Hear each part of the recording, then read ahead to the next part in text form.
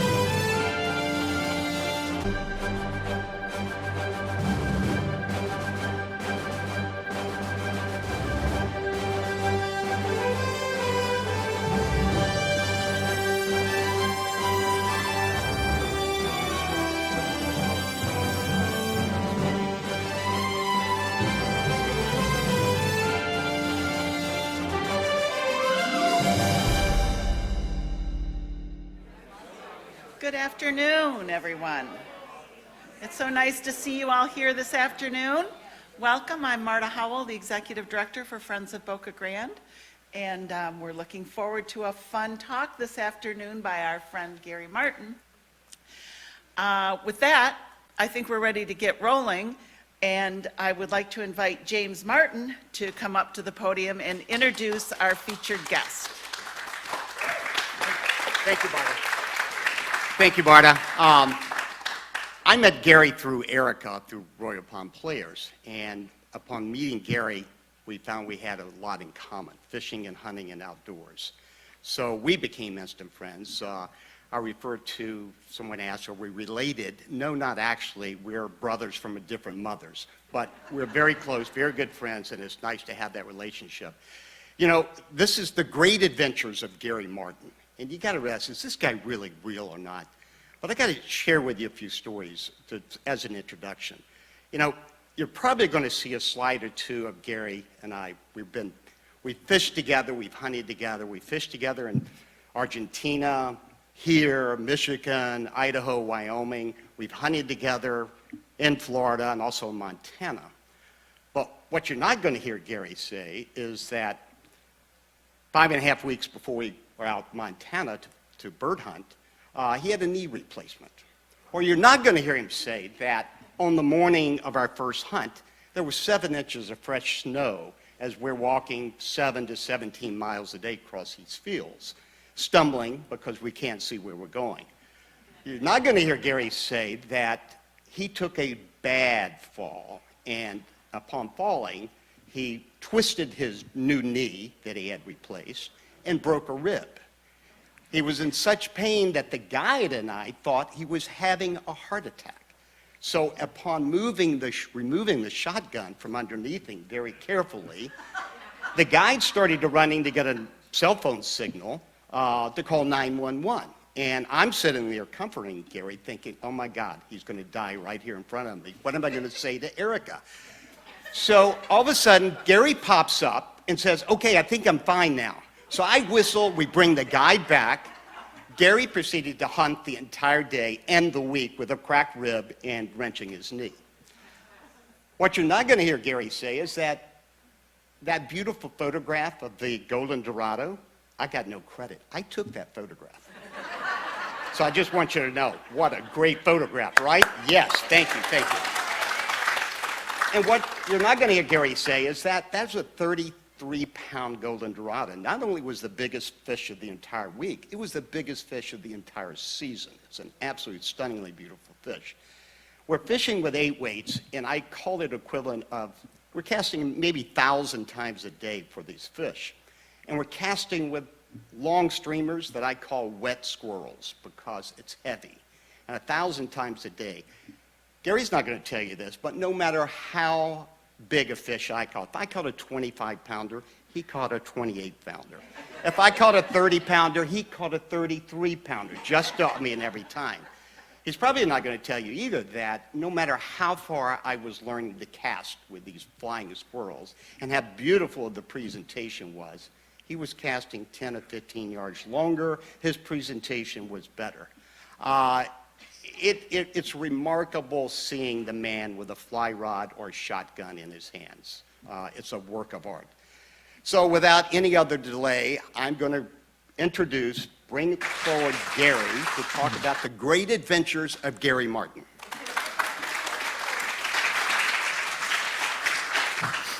Thank you, Marta, for this great opportunity. Thank you, friends, as well, for the Adventure Series.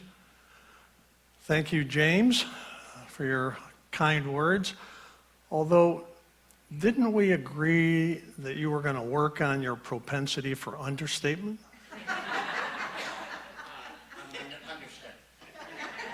You have to keep working on that. A special thanks to Erica, my lovely wife, for her tireless effort and persistence on the visuals and the editing of those visuals for this evening. I never thought I would see so much benefit from her OCD. She's been so helpful. Why, just last night she said to me, you know, Gary, the last 2 speakers have been John Mitchum and President Bush, so don't feel any pressure. Okay, we have a lot of ground to cover, so I'm going to get going here. About 2 years ago, many of us saw Jonathan Bailey's highly technical, outward-looking, and well-researched presentation titled 30 by 30, which focused on saving the environment in 30% of the world by 2030. Now, if you enjoyed his presentation, you may be disappointed by mine. While I do care a lot about the environment because it's integral to everything that I do, I'm not primarily focused on saving it.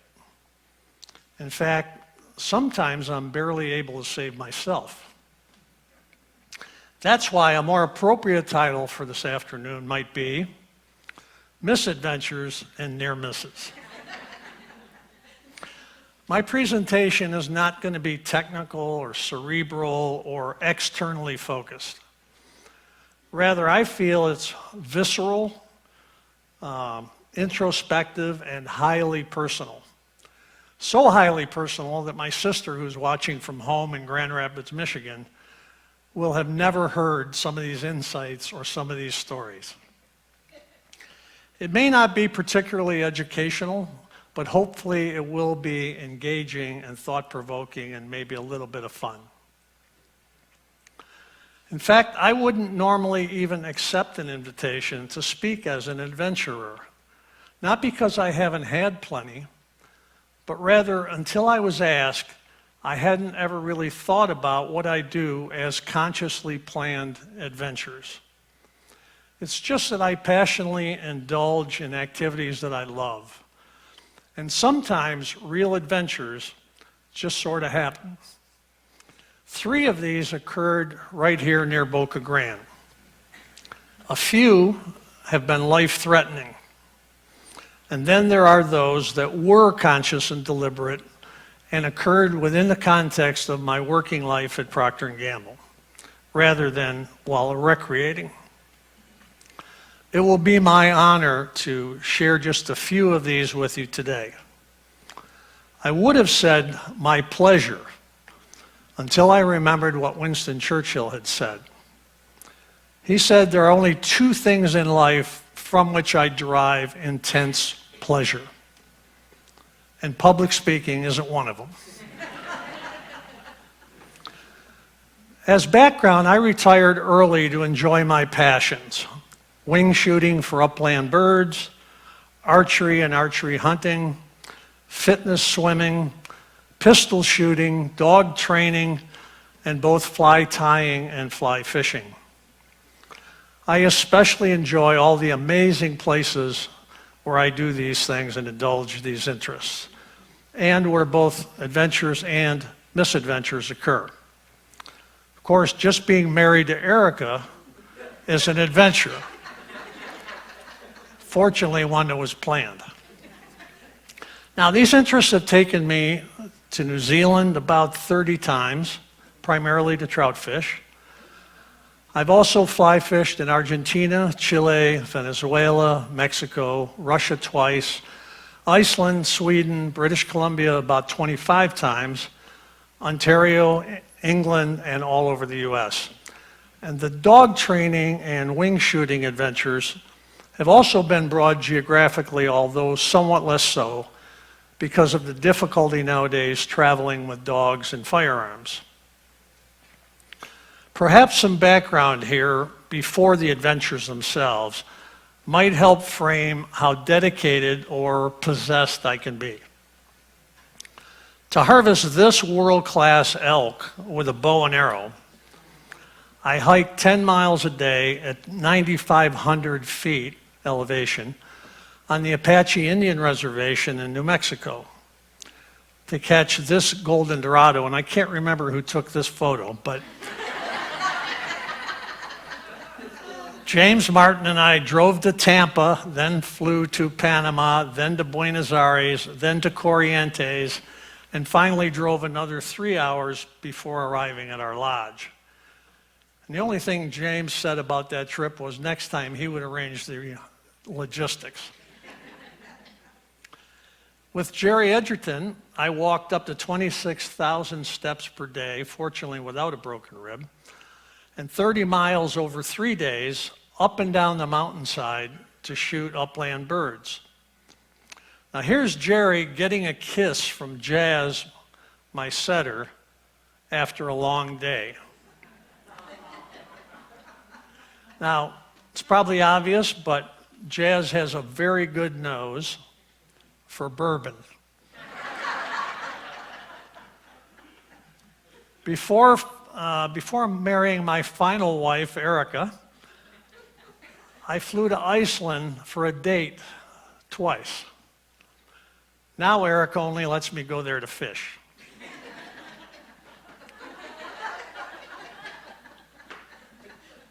While considering the request to speak here, what piqued my interest and persuaded me to do it was an awareness I had, almost an epiphany, about the why and the how of what I do rather than the what. For me, it's been pretty revealing and a bit humbling. For example, friends tell me that when I'm into something, I'm all in. Years ago, I had a Hall of Fame fly fishing guide who only guided people he selected tell me that I was the best prepared, most determined, and most focused guy that he fished. Friends say that I push myself sometimes beyond a reasonable level, spectacularly passing out 3 times from dehydration at a gala Italian wedding, in church, and in front of 5,000 people at a National Geographic presentation somewhat attests to their assertion. These sporting friends say that I can be so intense it makes them uncomfortable. I believe this. I'm sure that sometimes I'm not fun to be with.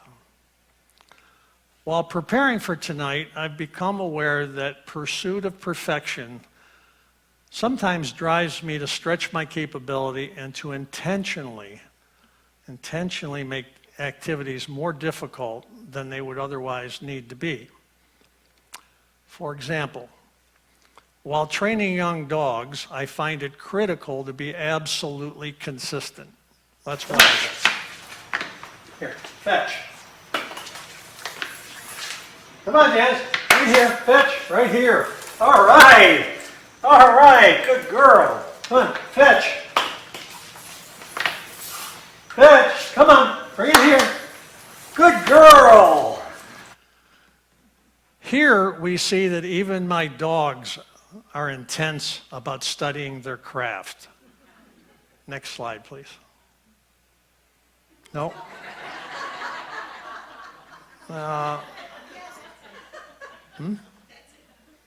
Yeah, but it doesn't show Jazz, does it? Okay, I can't see from this angle. I'm sorry. So they study their craft as well. While hunting, I won't shoot at birds unless the dog handles the bird perfectly. This imposes a big ask on my friends, a couple of which are here this evening, because I ask them also not to reward the dog for imperfect performance. Fly fishing, I use the lightest rods I can use and still be successful. Bird hunting, I use the smallest gauge guns that are still fair to the game. And I frequently pass up shots that are too easy. I went to archery hunting because it's more difficult and challenging than a rifle.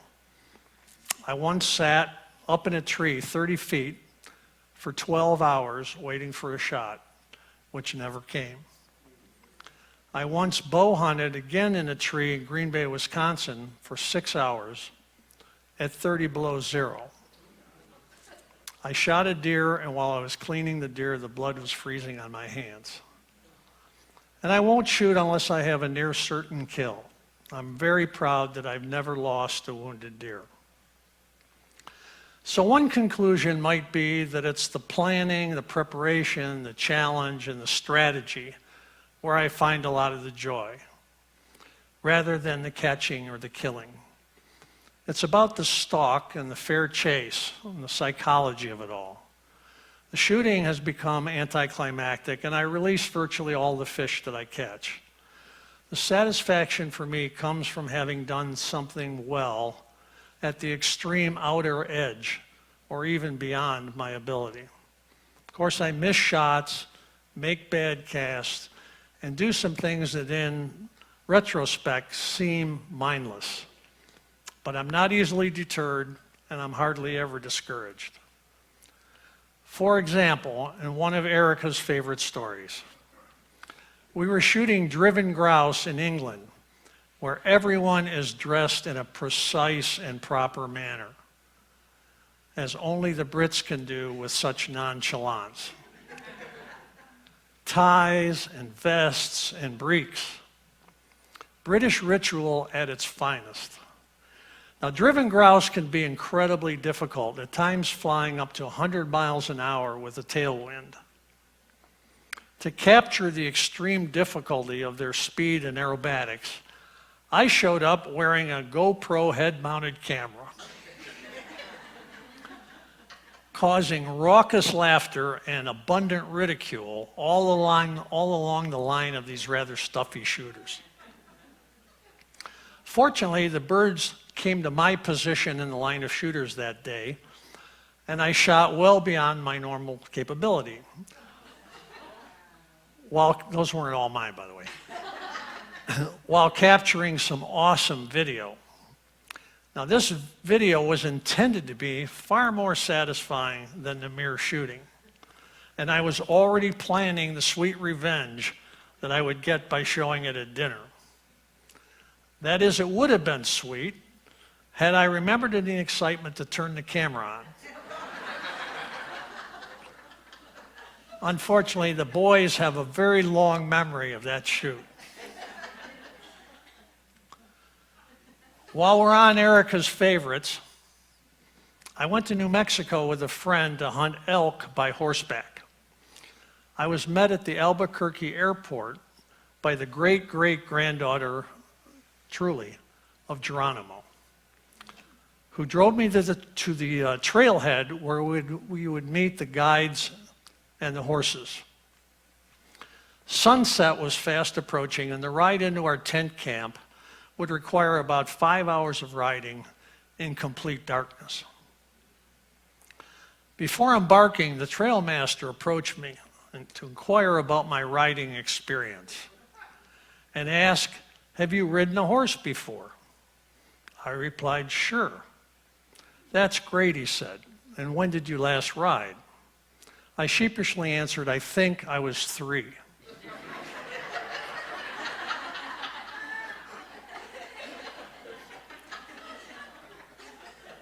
He was speechless. We spent the next 5 days riding up and down the mountains. The only issue I had was that they neglected to tell me that the horse they had selected for me wouldn't get her toes wet. So every time we came to a creek, she would jump across it. And it was all I could do to hang on to the saddle and stay in the saddle. Now, I suspect this may have been the trail master having the last laugh. However, I did manage to get the only elk that was taken on that trip. Okay, here's another unplanned adventure that I think illustrates my personal values and being all in. Now try to picture this. It's northern Michigan the day before Thanksgiving. The snow is 14 inches deep. It's sleeting, and the water temperature in the Pere Marquette River in front of my home is 34 degrees. I'm deer hunting on the opposite side of the river from my home, having worn chest waders to cross the river. I shoot a deer across the river from me, which means he's on the side that I came from. And he rolls down a steep hill into this wild and scenic river. If I don't do something and quickly, he will be lost, sucked under a log jam. That would just be unacceptable. I don't even consider it. Only one thing to do. I strip down to my underwear and dive in. Swimming out to the deer, I pull it by the antlers to shore, where I regain only the first layer of clothing, basically street clothes, and quickly field dress the deer. Of course, that thin layer becomes instantly wet. Next, I run a quarter of a mile back upstream, and because I'm already wet, I wet wade across the river, climb the steep hill to my home, and retrieve a 16-foot canoe from the garage. After carrying it back down the hill to the river, I launch the canoe and paddle downstream to the waiting deer. I'm standing waist deep in the river, loading it in the canoe, when around an upstream bend in the river appears a drift boat with a guide and his 2 anglers. They're steelhead fishing. The guide seems stunned.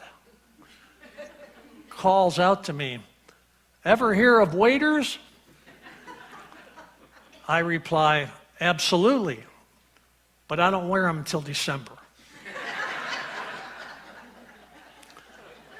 They are incredulous. So I paddle the deer downstream to the takeout where a buddy meets me for the trip back to the house. Once home, I stand in the shower for 45 minutes, barely holding off hypothermia. Crazy? Maybe. But one of my most satisfying and memorable deer hunts. I have to admit, though, swimming nearly naked in 34-degree water with a dead deer was all in.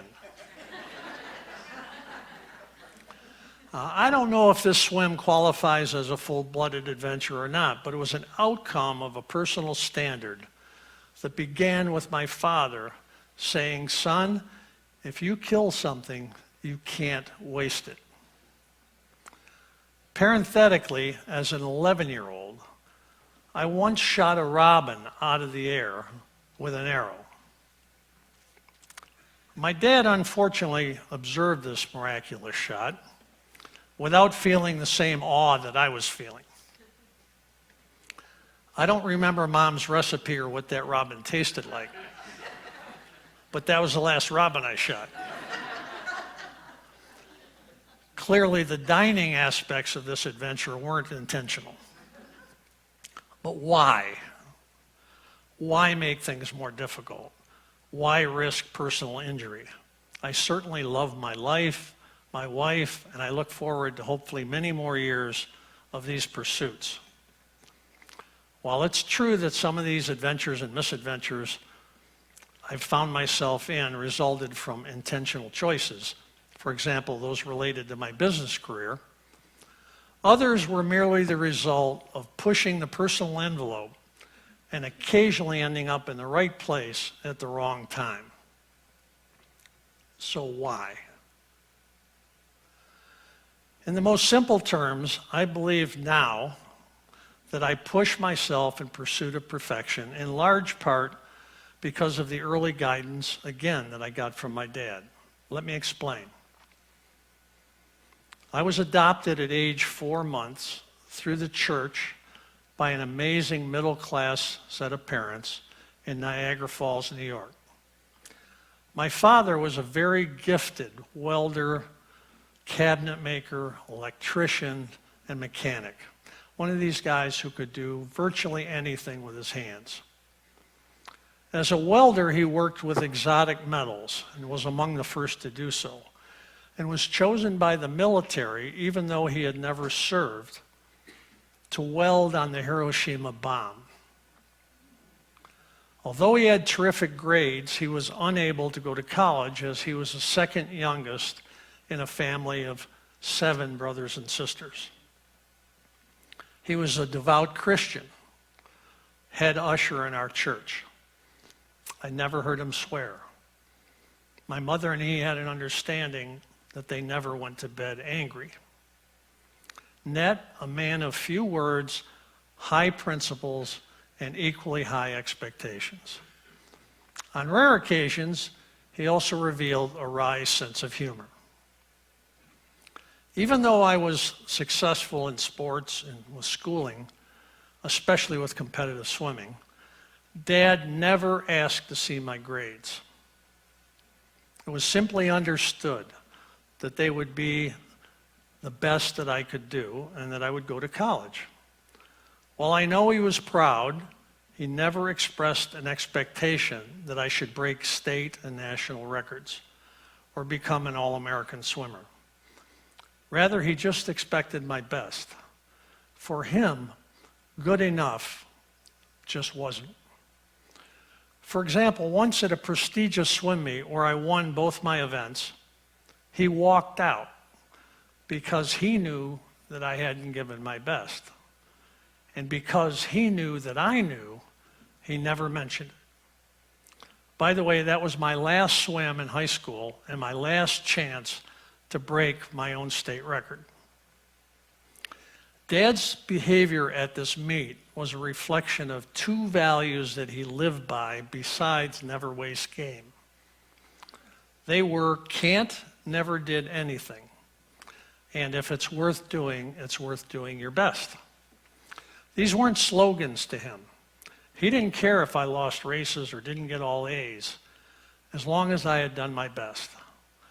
The only time he did make a demand of me was when I was about to graduate high school. A legendary coach thought I had a reasonable shot at the 1964 Tokyo Olympics, and he wanted to train me. But this would have required me to take off a full year before going to college, swimming about 9 miles a day. Dad pretty much insisted that I go directly to college. He wanted to be sure that I would have a better career than what he felt he had had. Years later at the 2012 Olympic trials, the same coach told Erica he'd always wished that he had persuaded my dad to let me train. I respected Dad very much. So when he approached me with great gravity and a somber demeanor, he had my full attention. He said, "Son, your mother and I need to have a serious discussion with you." I was a senior in high school. This was unprecedented. I took it very seriously. As he marched me into our little kitchen where my mom was waiting, I ran through all the possibilities of what I might have done that could have come to his attention. He began, "Son, we don't mind if you don't wash the car. We know you're busy with sports. Son, we don't mind if you don't put gas in the car. We know you're saving for college. Son, we don't mind you're using the car on a Saturday night for a date, since we only have one car. But Gary, what we do mind is when we go to church on Sunday, park between our friends, and we all see your girlfriend's footprints in the rear window."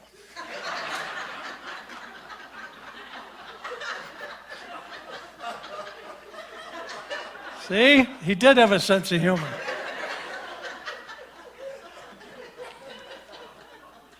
I was tempted to reply with the assurance that I was indeed only doing my best,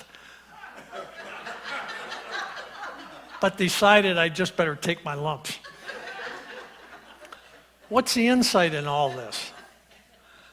I believe that his two messages, can't never did anything, and if it's worth doing your best, along with the competitiveness I got from sports and early exposure to the outdoors, imprinted me and installed a drive to be the best I can be. And importantly, an inclination not to be concerned about or distracted by risks, fear of failure, or potential consequences. For example, as a teenager, a friend and I had two rather unusual venues for water skiing.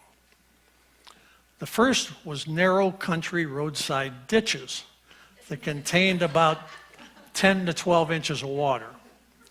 One of us would drive the car 30 miles an hour while the other skied in the ditch.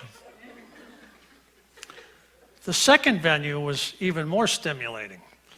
We skied in the upper Niagara River above the falls, but so close to where the rapids began that the spray from our skis would reach the rapids.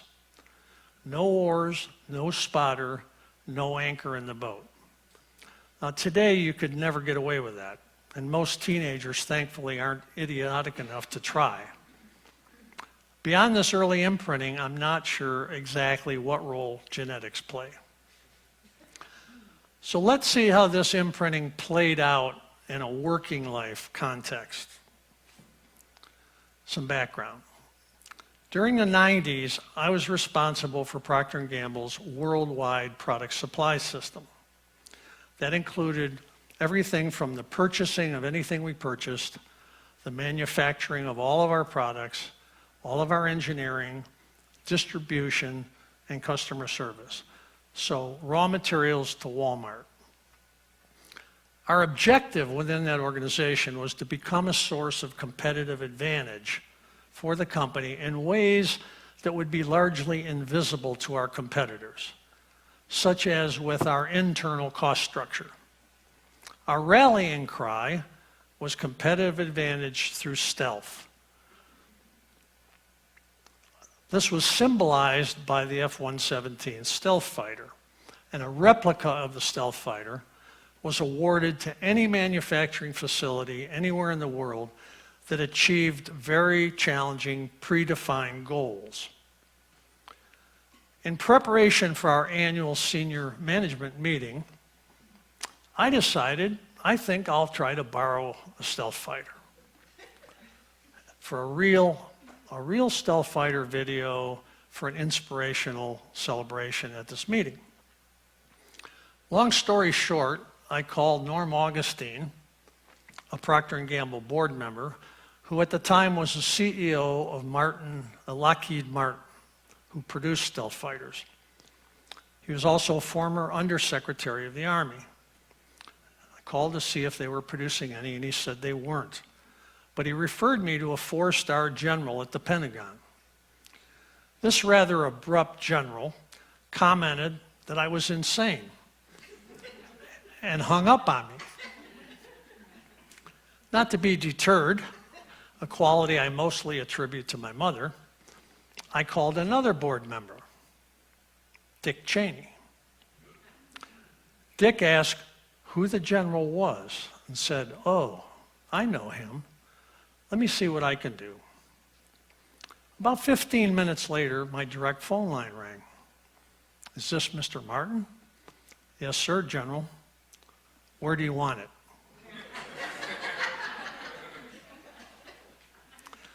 The next day, a photographic team and I flew to Langley Air Force Base, where 2 F-117s were training. On the way on Proctor's plane, we wrote a script for the video that we would be making. On arrival, we were met by the base protocol officer, a Major Berger. Now, Major Berger looked like a recruiting poster. Impeccably dressed, perfect creases in his pants, spit-shine shoes, perfect. Even though he was from Alabama or Mississippi, Major Berger had no accent. Perfect in every way. After first dressing me in an actual stealth team flight suit, he was escorting me out to the hangar. It's Major Berger there on my right, where I would meet up with a real live stealth fighter. But I noticed the Major trying to discreetly look me over as we walked out. And I asked, "Major, do I have the uniform on improperly?" "No," he said. But he continued to slyly look me over and check me out. Finally, I said, "Okay, Major, what is it?"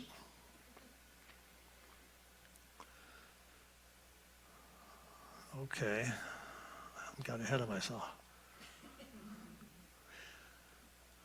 Then, with a deep Southern voice and accent, which Erica won't let me emulate, he said, "You must have some heavy shit." "Excuse me?" He repeated and went on to say that the whole base was talking about these civilians and how they might have gained access, unprecedented access, to a stealth fighter. "Mr. Martin, sir, I gotta know. I just gotta know. How did you do it?" "Well," I said, intending to have some fun with him, "it's no big deal. I just called a friend, told him I wanted to borrow a stealth fighter, and he arranged it." "Mr. Martin, sir, I gotta know. Who's your friend?" "You know, Dick." "Dick who?"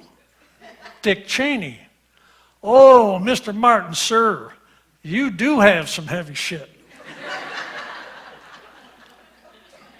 We spent the next 4 hours creating a video that became the opening for our annual meeting of the top 500 product supply executives. Here we are at work.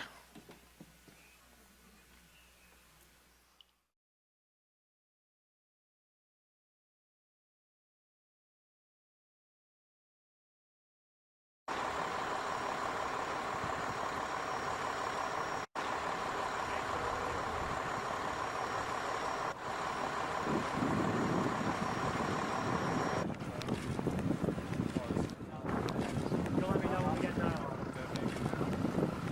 Okay.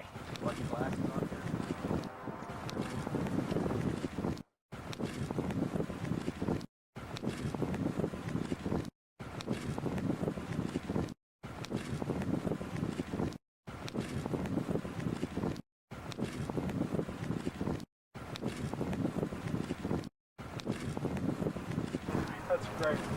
Okay. All right. How does this adventure fit with the imprinting I spoke of earlier?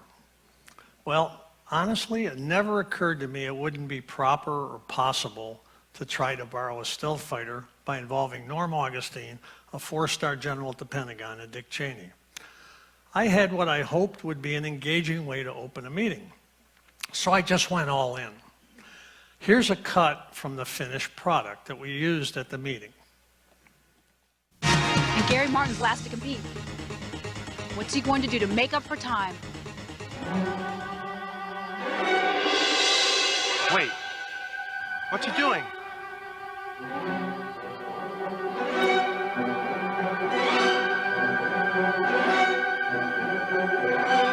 Oh, yeah!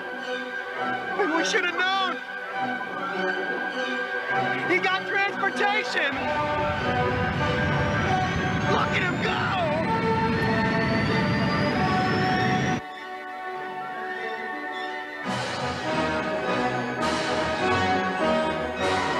Look at the clock. This is really coming down to the wire.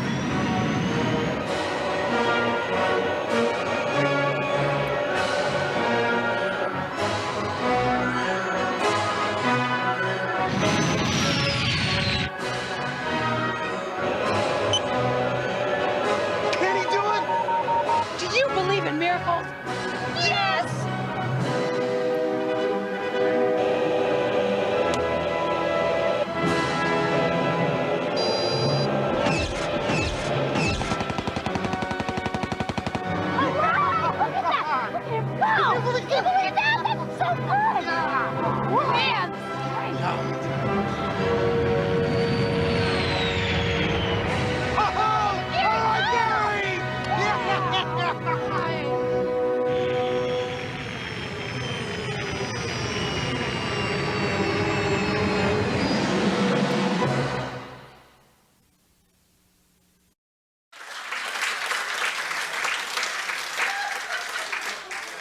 Now,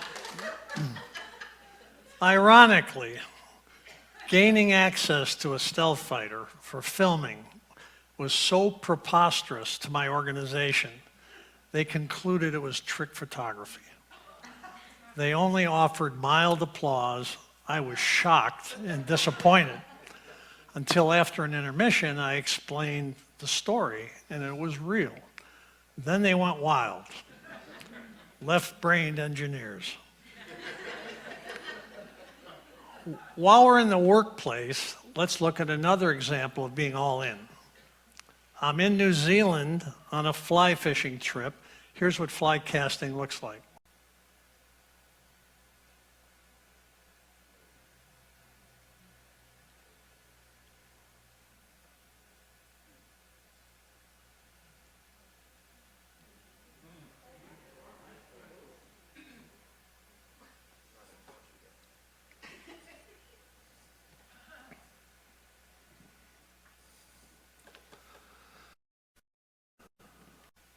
So we had another annual meeting coming up, again involving the top 500 executives.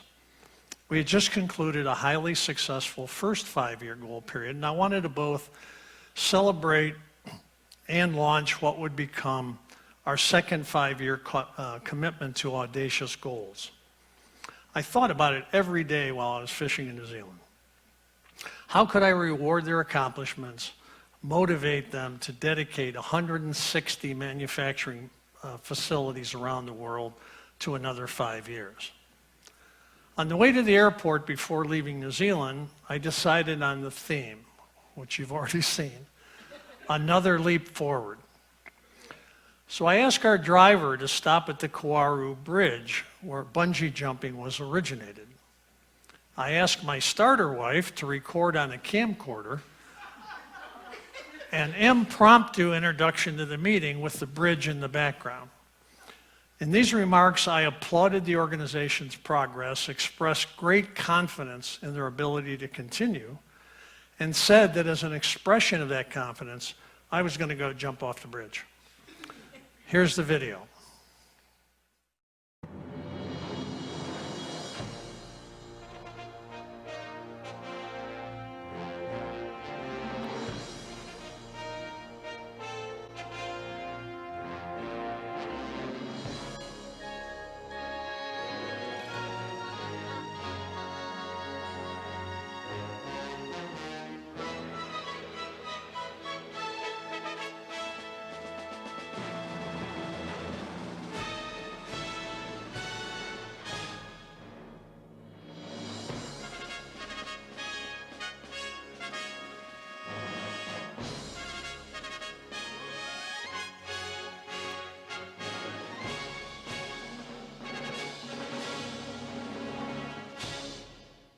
That's a rush.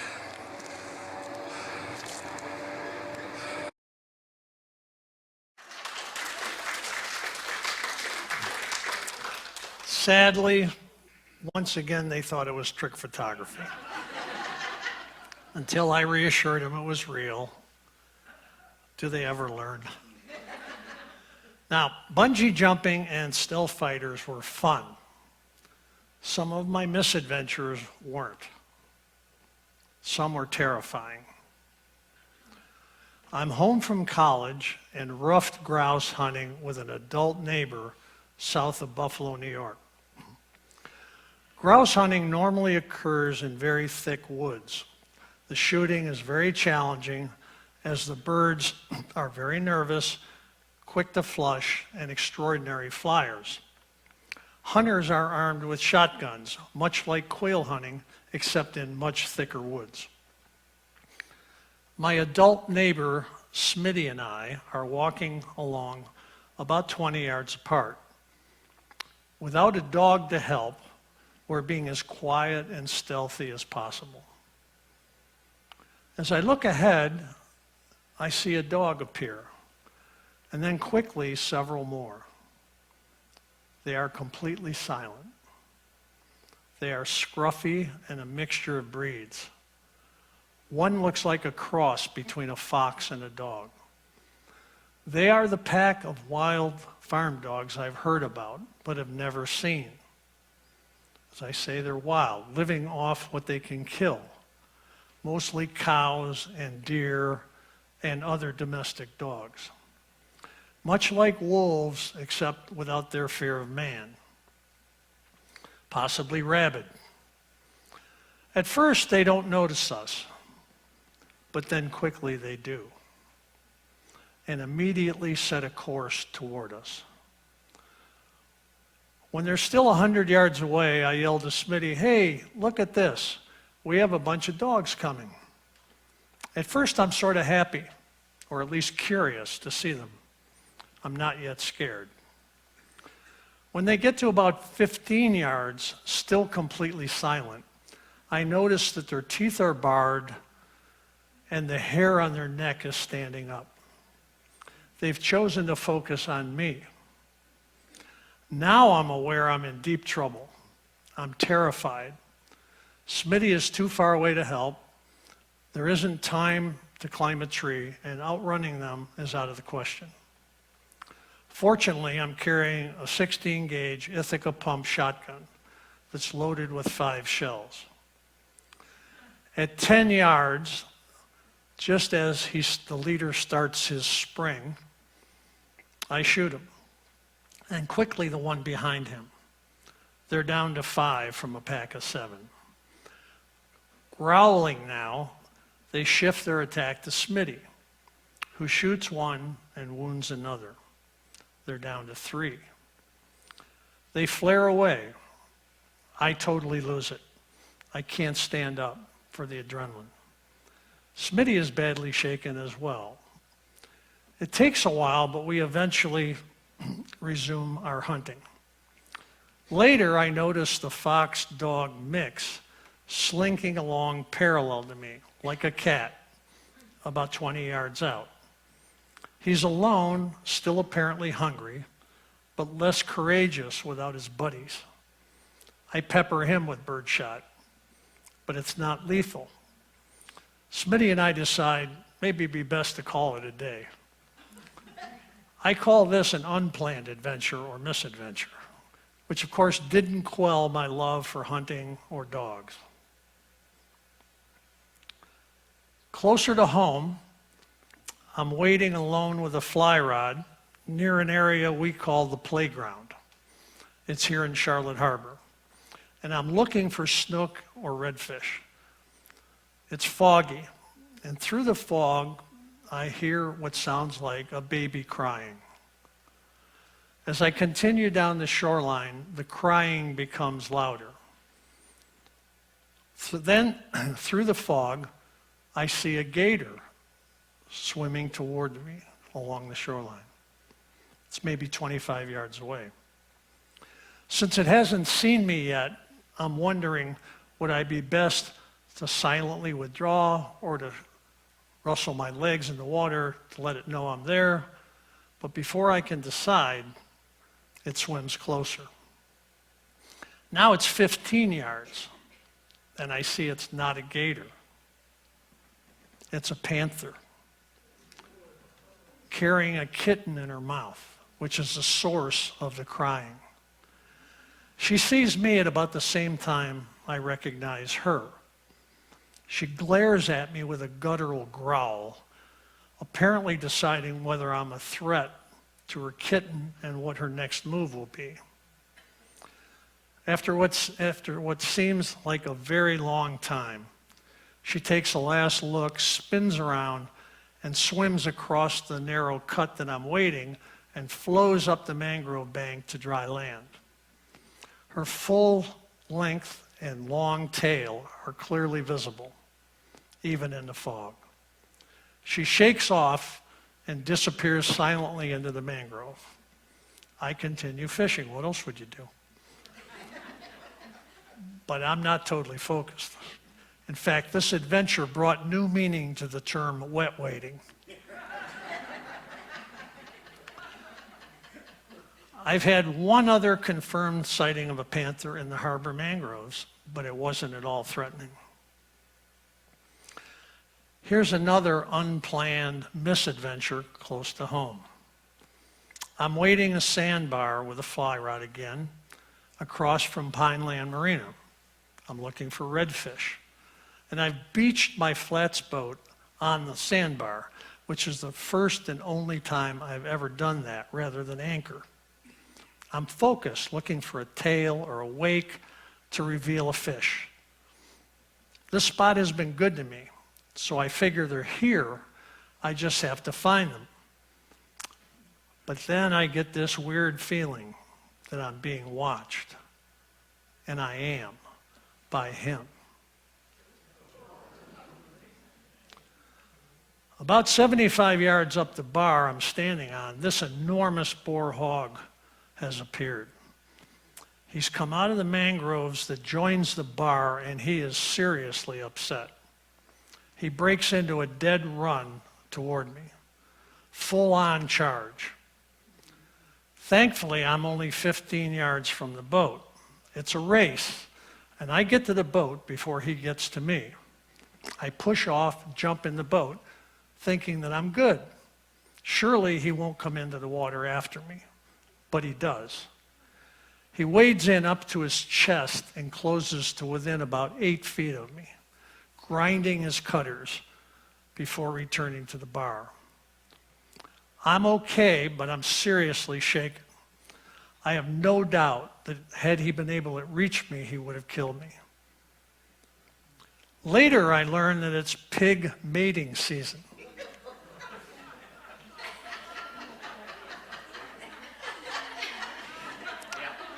When the boars become even more aggressive than a female with young. Apparently, I represented some sort of threat to his fun with ladies, or maybe he thought I was one of the ladies. Now when I wade, I usually carry a chest-mounted titanium pistol called the Judge in .45 caliber.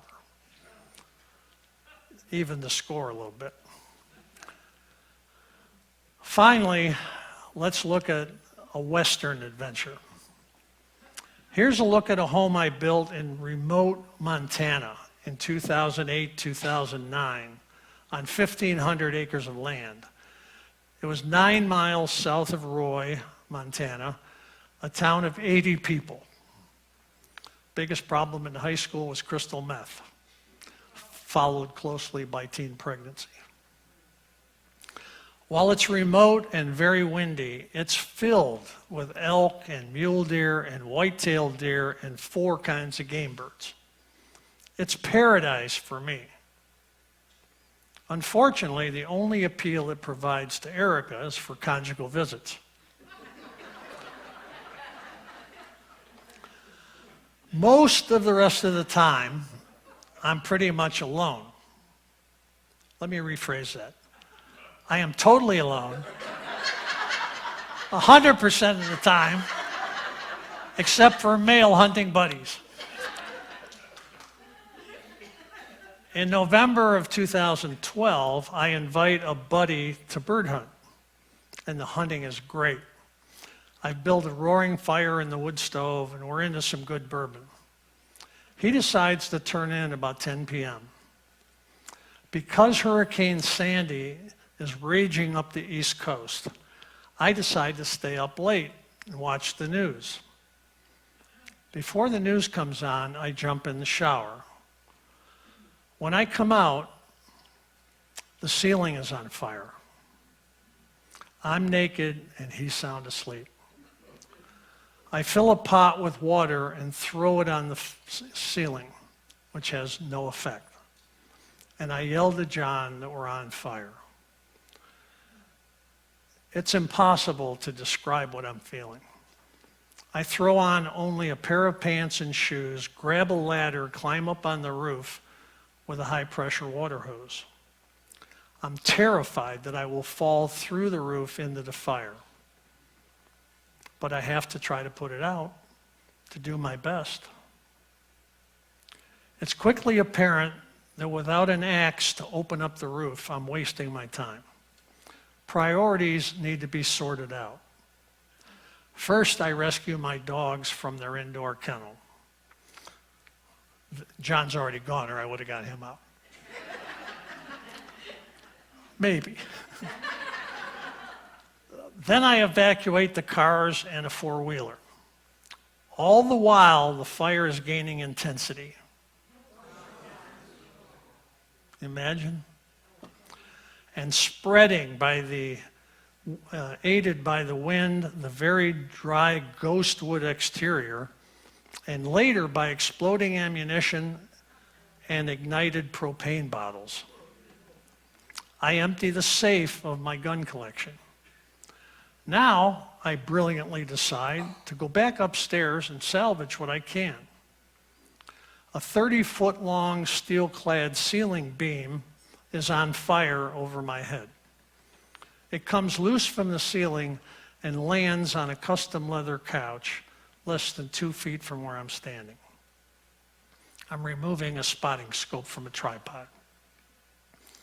Abandoning that room, I go to the back room where John had been sleeping to try to salvage taxidermy and some mementos from my father. The room is rapidly filling with smoke, and I begin to develop serious smoke inhalation. I can't catch my breath. I give up. Finally, reluctantly, accepting I can't do it. I can't. In all, I've made 7 or 8 trips into the fire.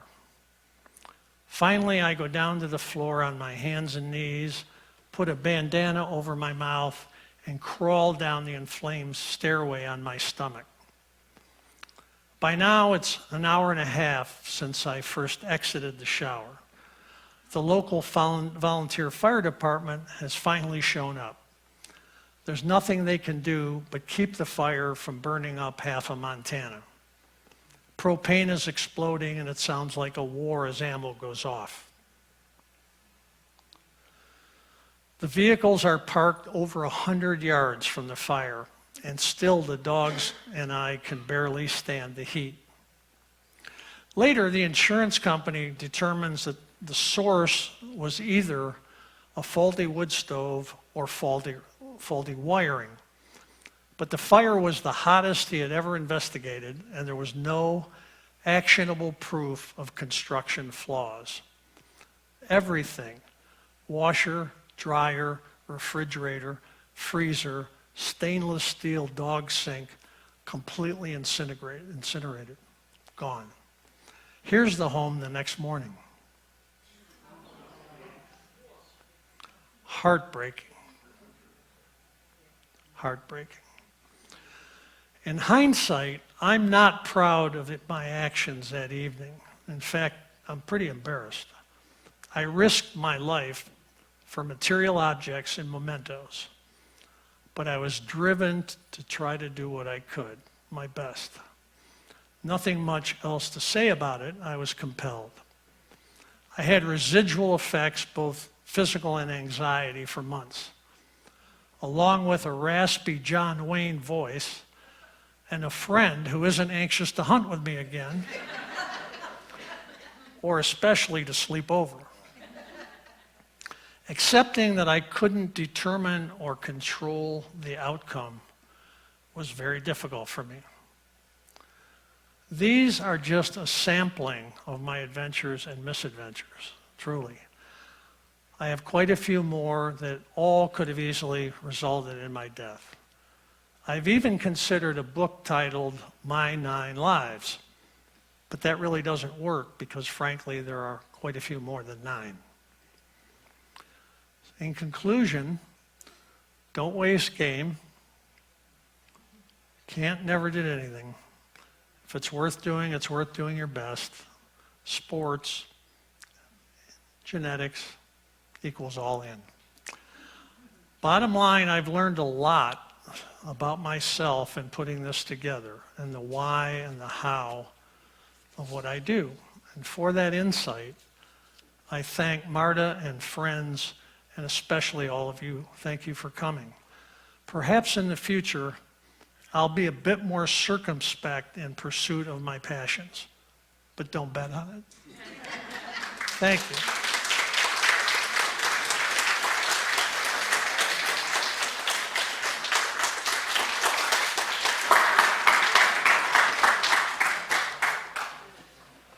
Gary, I had no idea. My goodness, you're a wild man. Tell Erica that.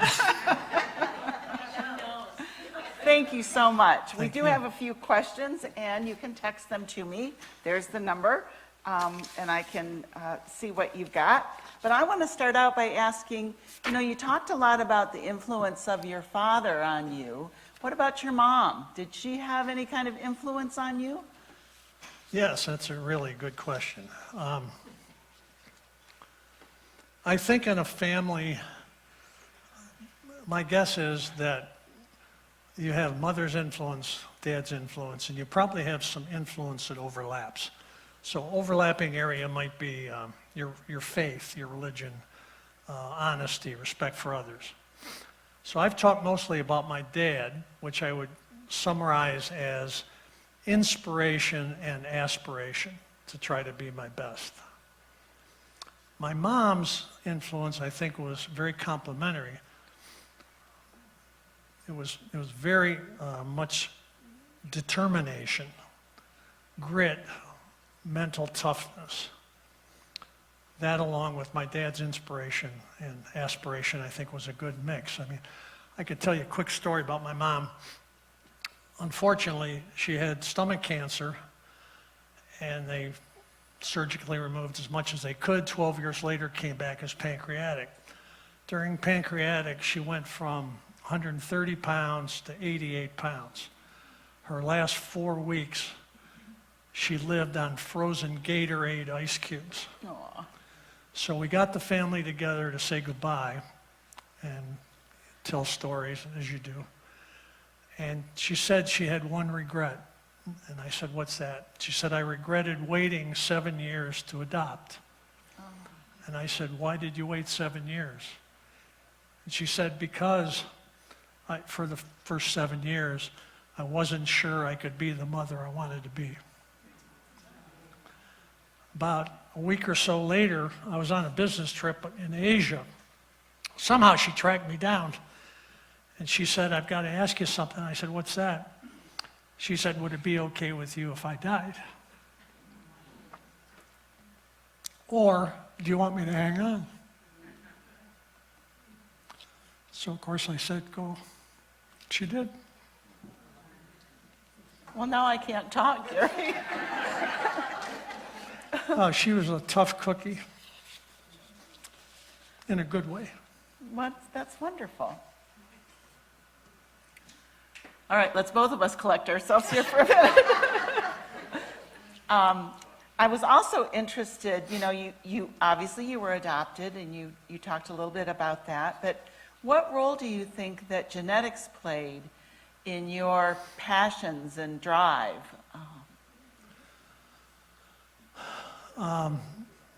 This is a great subject and one everybody should think about, I think. Most people would agree readily that genetics have a profound effect on sports and hobbies and your success in life. But they generally, I think narrowly about the biology. Are you strong? Are you tall? Are you nimble? Are you athletic? Are you well coordinated? Do you have good cardio? All that stuff.